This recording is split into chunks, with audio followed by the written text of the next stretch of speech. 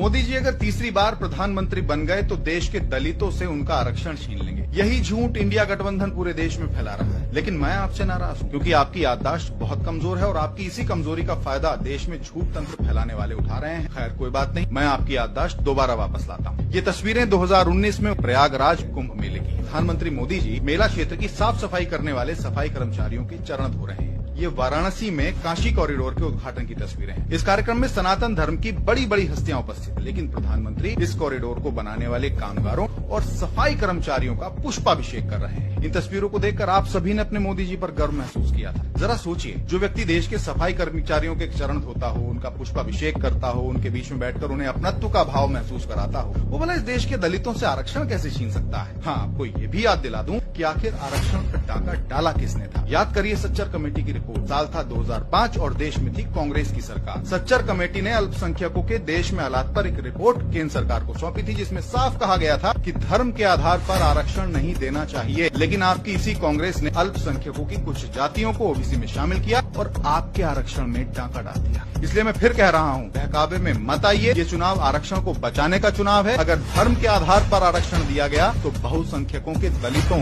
पिछड़ों से इसे छीनकर धर्म के आधार पर दे दिया जाएगा और आप बाद में पछताएंगे। इसलिए बटन जरा सोच समझ कर दबाइएगा और इस वीडियो को देश के कोने कोने में फैलाना आपकी जिम्मेदारी है।